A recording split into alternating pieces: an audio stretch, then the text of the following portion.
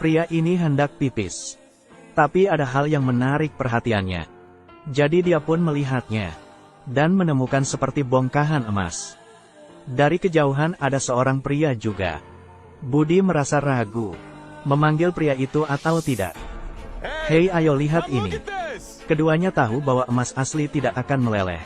Jika tidak menghitam berarti emas asli. Andi mengeluarkan korek dan membakarnya. Ternyata tidak berubah warna. Mereka yakin ini adalah emas asli. Jadi langsung menggali. Agar mendapatkan banyak emas. Namun sayangnya tidak bisa menggali sampai dasar. Emas ini seperti sangat besar. Sekalipun sudah diangkat tapi tidak bergerak sama sekali. Ini bukan keseluruhan dari emas. Keduanya memikirkan cara untuk mengikat emas itu dengan tali dan ditarik dengan mobil. Tapi malah tali yang putus sedangkan batu emas tidak bergerak. Keduanya terus mencoba. Tapi hasilnya tetap sama. Sehingga membuat Andi marah. Keduanya tidak rela jika harus menyerah. Hari semakin gelap. Mereka harus mengumpulkan beberapa kayu kering. Karena di sini ada banyak hiena. Keduanya berkhayal akan mendapatkan banyak uang. Keduanya pun dengan penuh semangat menari. Namun masalah bagaimana mengangkat emas itu. Andi menyarankan salah satu di antara mereka harus ke kota untuk mengambil ekskavator. Sedangkan yang satunya tinggal di sini untuk menjaga emas. Setidaknya butuh waktu 5 hari untuk PP. Andi berkata bahwa dia memiliki pengalaman hidup di gurun. Jadi dia akan menjaga emas. Budi tidak setuju. Karena sangat bahaya. Dia tahu bahwa Andi sudah tua. Tidak ada pilihan lain. Keesokannya Andi meninggalkan makanan dan minuman untuk Budi. Serta beberapa bensin. Bawa semua air ini.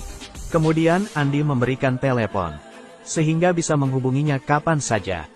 Sebelum pergi, Andi berkata agar Budi sabar menunggunya. Setelah Andi pergi, Budi memakai topi. Dia kembali mengubur emas itu. Kemudian Budi membuat tenda.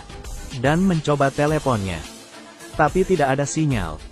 Di malam hari, Budi menyalakan api unggun sambil memakan makanan kaleng ini. Kedepannya dia harus bertahan dengan makanan kaleng.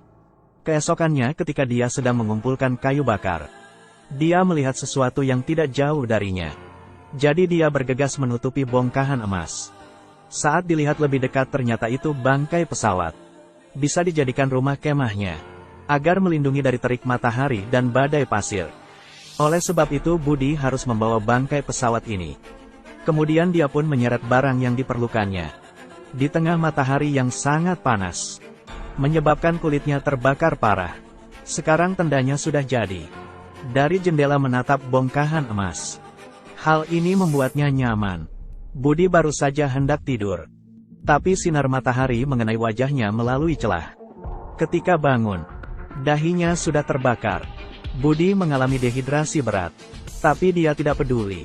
Setelah beristirahat, dia berjalan ke bongkahan emas dan duduk. Sebenarnya Budi sudah tidak tahan lagi. Jadi membersihkan emas itu. Lalu memukulnya dengan batu. Sebongkah emas ini sudah cukup untuknya hidup. Ketika hendak pergi, tiba-tiba teleponnya berbunyi. Ternyata panggilan dari Andi. Andi berkata dirinya menemui sedikit masalah. Kemungkinan beberapa hari lagi akan sampai.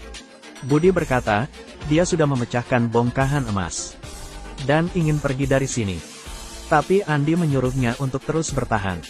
Karena gunungan emas ini harus menjadi milik mereka. Akhirnya Budi mengikuti saran Andi untuk tetap tinggal di sini. Di malam hari dia menyalakan api unggun. Tapi dia mendengar ada hiena di sekelilingnya. Dia ketakutan sambil memegang obor.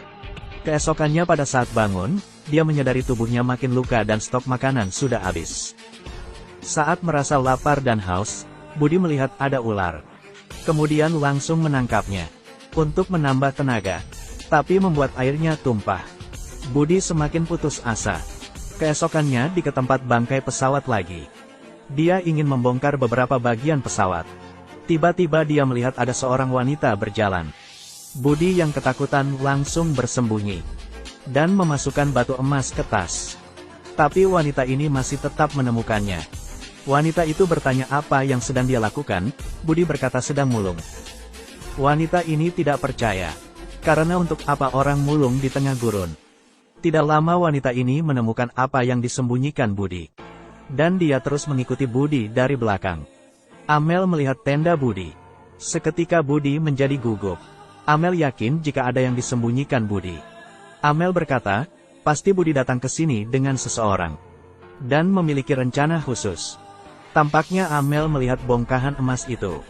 Sehingga Budi langsung memukulinya. Demi melindungi emasnya. Nyawa manusia menjadi tidak berharga. Kemudian Budi mengubur Amel dengan tanah. Bau darah dari mayat menarik perhatian hiena. Mereka pun menggerogoti mayat Amel. Budi pun segera mengusir hewan-hewan itu. Untuk mencegah dari masalah, Budi membakar mayat Amel. Keesokannya Andi menelpon. Budi berkata kapan Andi akan datang, tapi Andi berkata 2 hari lagi. Dan menyuruh Budi untuk menunggu. Karena dirinya pasti akan datang. Saat ini ada sebuah mobil mendekat. Budi ingin meminta tolong. Tapi takut jika gunungan emasnya dicuri. Karena dirinya sudah berjuang sejauh ini. Akhirnya Budi memandangi mobil itu pergi. Dia akan membayar pilihannya ini. Keesokannya saat dia mengumpulkan kayu bakar. Tiba-tiba melihat ada badai pasir. Budi segera lari ke perkemahannya. Lalu menguncinya, tapi badai terlalu kencang. Budi tidak tahan di kemahnya lagi. Dia pun segera berlari. Perkemahannya sudah dihancurkan badai. Budi juga tenggelam di pasiran. Ketika terbangun, perutnya merasa nyeri. Ternyata ada kayu yang menusuk perutnya. Dia mengabaikan rasa sakitnya karena mencari gunungan emasnya. Akhirnya dia menemukan gunungan emasnya lagi. Saat memegas emas Budi merasa nyaman. Setelah beristirahat sejenak, Budi akan melepaskan dahan di perutnya ini. Dia membakar tutup kaleng untuk menghentikan pendarahannya. Karena begitu sakit Budi pun sampai pingsan. Saat dia tersadar lagi dan baru membuka mata, Budi menemukan ada seseorang yang hendak memanahnya. Bukankah ini Amel yang sudah dibunuhnya? Mengapa malah di sini? Budi tidak bisa membedakan apakah ini nyata atau halusinasi. Saat itu Amel jelas-jelas sudah tewas. Tapi mata Amel ada nyala api. Sepertinya dia datang untuk balas dendam. Budi segera mengambil telepon untuk menghubungi Andi. Kebetulan Andi menelponnya. Andi berkata bahwa dirinya akan segera sama. Saat melihat sekitar Budi tidak menemukan ada Amel. Budi mengira dirinya hanya berhalusinasi. Tapi dia khawatir. Jadi melihat gunungan emasnya. Dia segera mengubur kembali emasnya. Tiba-tiba Amel datang lagi. Budi sulit untuk bergerak. Bukankah Amel sudah dibunuhnya dengan tangannya sendiri? Dan tubuhnya digigit hiena. Melihat Budi yang lemah, Amel memberitahu bahwa di depan ada genangan air. Dia akan membawa Budi ke sana. Saat ini Budi terus mengusirnya. Dia berteriak untuk Amel pergi. Amel pun berkata, "Lihat diriku." Ternyata dia belum mati karena hiena itu tidak bisa membunuhnya. Sudah tidak ada cara untuk Budi kabur. Entah tinggal berapa lama lagi. Budi pun tersadar. Dan menemukan di sekelilingnya sudah ada api. Apakah Amel sudah mengusir hiena? Ternyata api makin padam. Budi langsung menghubungi temannya. Karena katanya Andi akan segera datang. Sehingga Budi harus bertahan. Yang lebih menakutkan adalah hiena sudah mengepungnya. Melihat Budi yang tidak berdaya, kawanan hiena tidak akan meninggalkannya. Para hiena itu terus menyerangnya.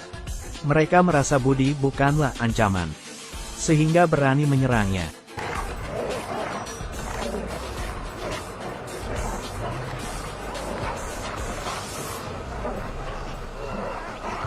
Sebelum tewas Budi masih memandangi gunungan emasnya. Ternyata Andi tidak jauh darinya. Dia melihat semua itu dari teropong. Melihat banyak bekas makanan. Sepertinya Andi sudah beberapa hari di sini. Hal ini dilakukan agar bisa memiliki gunungan emas itu sendiri. Melihat Budi tewas, Andi langsung membawa ekskavator. Saat dia akan menggunakannya, tiba-tiba anak panah mengenai dadanya. Film berakhir di sini. Siapa yang sudah memanahnya? Mungkin ini balasan dari Tuhan. Seperti kata pepatah, jika serakah pasti akan merasa tidak cukup. Karena keserakahan selalu dibutakan hanya demi uang.